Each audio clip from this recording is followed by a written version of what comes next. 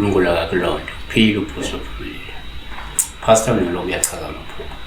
Inamba yami isisami ukuthi isetshenziswa umuntu oyimember omlandeli okholwa ukuthi kuyi-channel kuphela. From 9 ka-5 ntambama akangu-WhatsApp lowo muntu uyangifonela from Monday to Friday kuphela. Mamntambo Nyanga Mall Pastor. Kodwa le phupho ngiyafa tata. Ngincede. Kwayiphupho-ke elingabalihle uma uphupha ushona. Dreaming of yourself dying. Nabo uphupha ufa.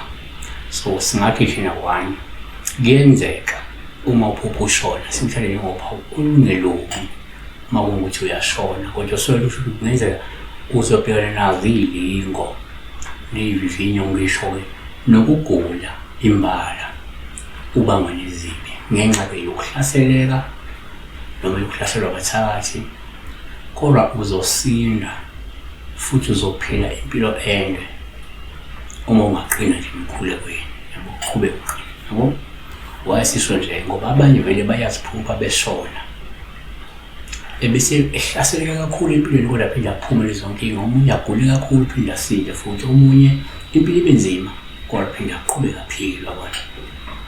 Number 2, kwesinye isikhathi uma uphupha futhi ushona yaba uphawu olubi-ke uma ukuthi uyashona kosuke luveza la ukuthi-ke kumele usuke uthole usizo ngoba kunemizamo yesitha sakho yokukuthwebula.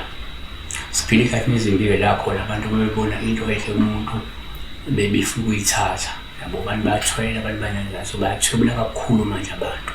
So ungaphupha ushona kanti kunomuntu ovele osefuna lo moya wakho uyawuthwebula. Okay, number 3, ngokwenkolo-ke uma ngenza uphupha ushona kuyaba uphawu olubi futhi uma ukuthi uyashona asuke luveza ukuthi kungenzeka usuyaphambuka yabo kungenzeka usubuyele esonweni noma ubuyele ezonweni wabuyela ekoneni yabona.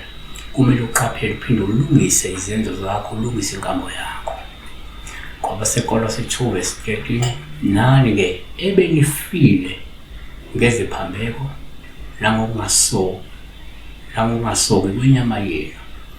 Kanti kwabaseFesu 2:1 uniphilisile nani enanifile ngeziphambeko nangezono zenu. So ngokukaNkulunkulu umuntu osesonweni nobile esonweni efana nofile akasabalwa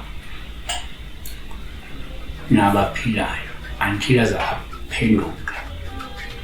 Siyabonga. Be blessed.